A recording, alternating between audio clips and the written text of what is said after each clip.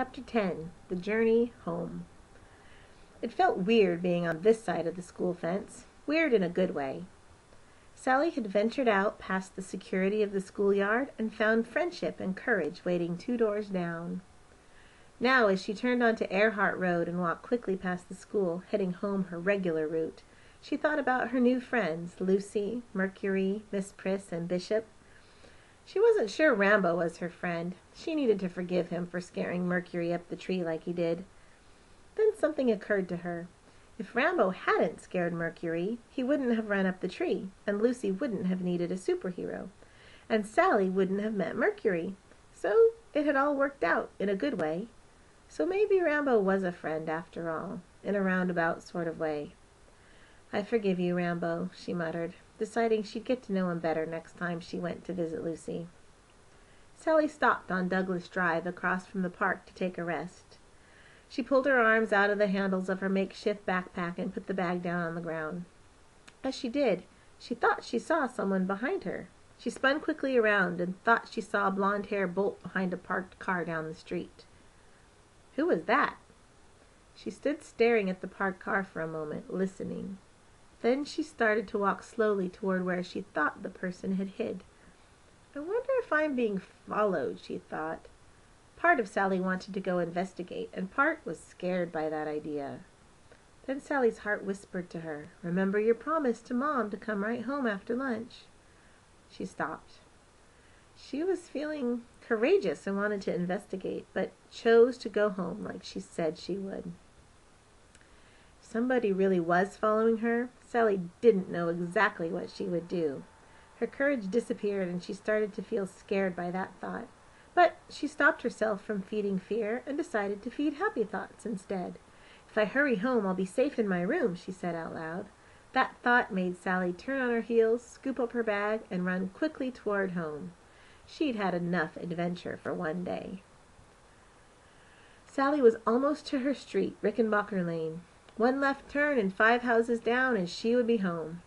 Although Sally was very excited to be almost home, she was starting to worry about how much trouble she would be in when she faced her parents.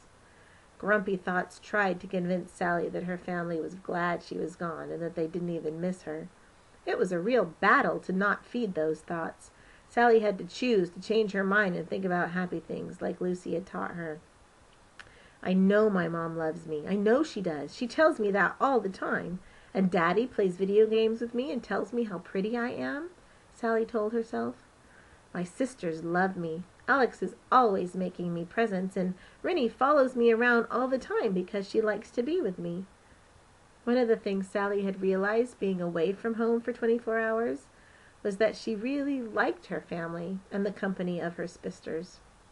Sally smiled at the memory of Lucy using the same word for her sisters when she showed Sally the old brown and white pictures. Her explanation of the extra P had made Sally feel happy and smart. Sally was just about to turn left onto Rickenbacker Lane when Daddy's blue Jeep drove by in front of her. Sally wondered why he was home from work so early. It didn't look like he was in his work clothes at all. She wanted to run and meet him and jump into his arms, but then she got really afraid.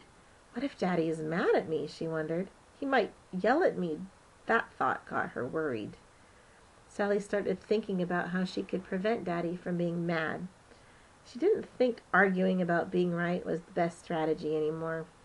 In fact, that whole "I'm right" land looked very dull and boring compared to all that she had seen over the last 24 hours.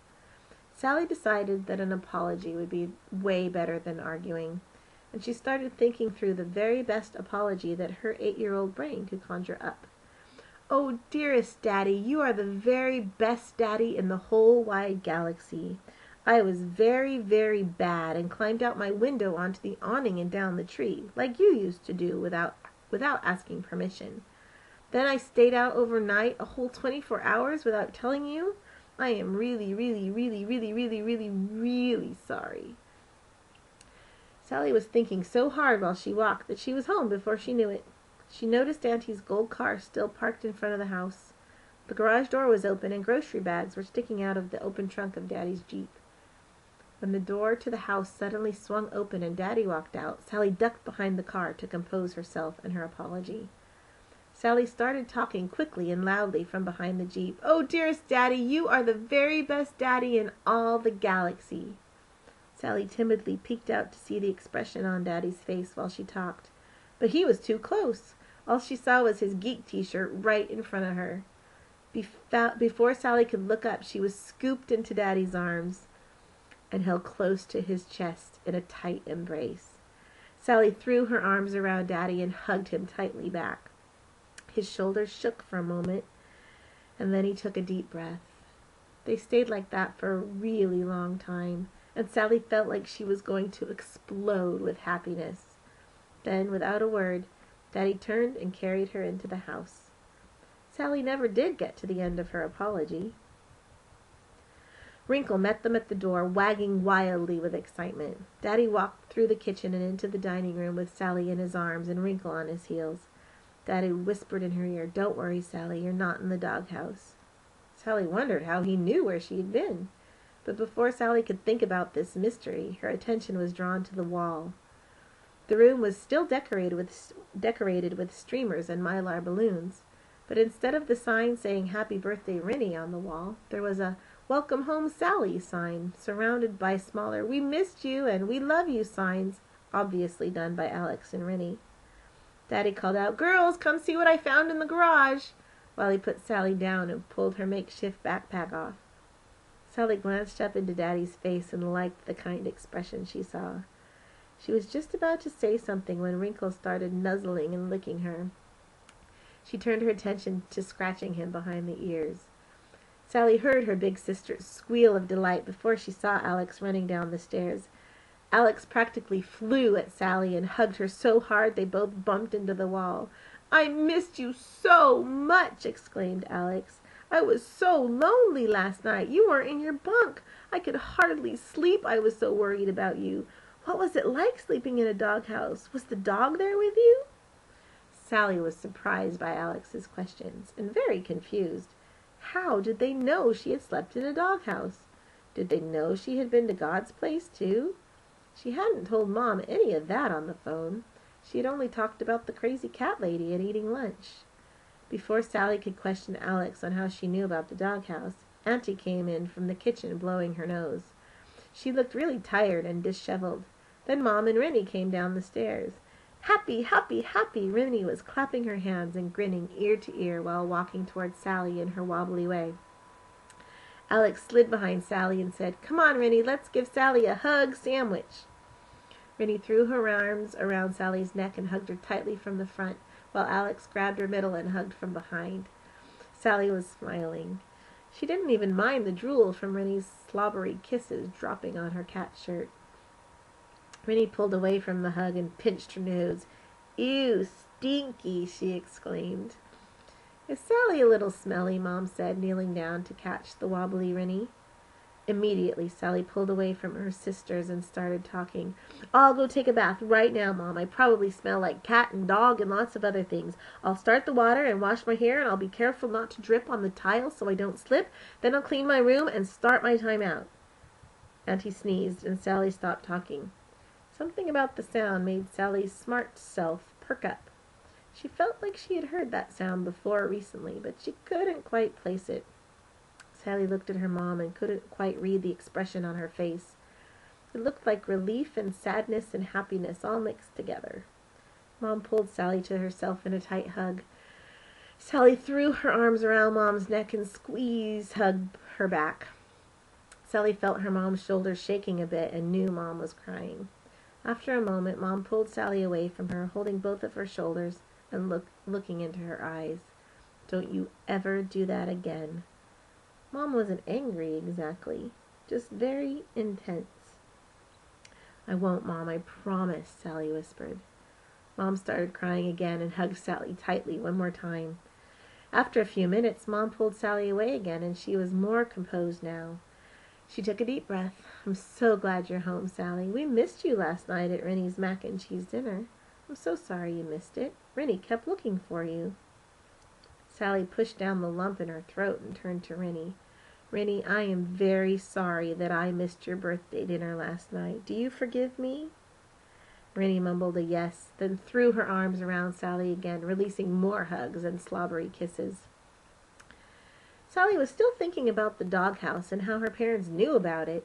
She pulled away from Rennie and looked at her mom with her thinking face pout sticking out very far. She couldn't decide if she wanted to cry or argue, so she chose to ask questions. Wait a minute. How did you know where I was last night? Who told you about the doghouse? Weren't you worried about me? Didn't you call the police or report a missing person or something? Daddy knelt down and looked right into Sally's eyes.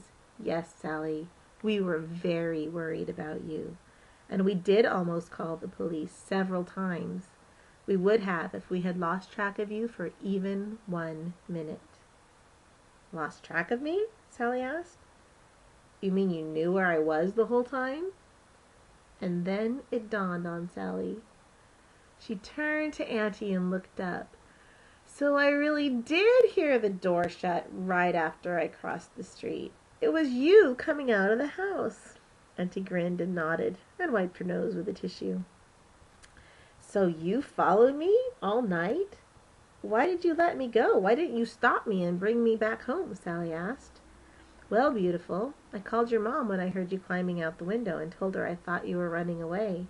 Oh, no, I wasn't running away. I was just really mad and needed to get out, Sally explained. The thought of running away had really never crossed her mind. So then when you crossed the street and headed toward the park, I grabbed my cell phone and followed you, Auntie said. I really wasn't running away. Sally didn't know why she was crying. When I was hiding in the bushes, I had the idea to go find the crazy cat lady, and I really wanted to meet her. And then I got distracted by the palm frond in the park, and I met Orangey and was having so much fun. Sally melted into tears, and Mom scooped her up in her arms. We know, sweetie. Auntie called us every step along the way. Daddy and I talked about it and decided to let you have your adventure. We were very, very worried, especially when you decided to sleep in a doghouse instead of come home. But we trusted you, and we trusted Auntie to watch closely over you. I didn't go to work today, Daddy said. I wanted to be close by in case you needed me. That made Sally cry even harder, which made Rennie cry too. Auntie scooped her up and hugged her close. It's okay, Rennie, those are happy tears. Rennie leaned back and pinched her nose. Ew, stinky, she said. Everybody burst into laughter. Yes, I'm probably pretty smelly, Auntie agreed, putting Rennie down. Just then Auntie's cell phone rang, and she pulled it out of her pocket to answer it. Hi, Lucy. Yep, she's home, safe and sound. She came straight home, just like she said she would. About 6 will be perfect. We'll see you then. Sally pulled away from Mom and walked over to Auntie. Was that Lucy, the crazy cat lady? Yes, it was, Auntie answered. She's coming over for dinner. Sally was astonished. Really? She looked at Daddy. You're letting her come over? And Gwen's coming over too, Daddy said. We're having a special steak dinner to hear about your adventure and talk about the consequences of your choices. Sally wasn't sure how she felt about that. She already planned on being in her room for a month. What else were they going to do to her? Her head wanted to start worrying about it, but her heart had grown a great deal stronger over the last 24 hours, and it whispered peace to her whole body. Sally took a deep breath and looked right at Daddy. I'm ready to face my consequences, she said. But can I at least take a bath first?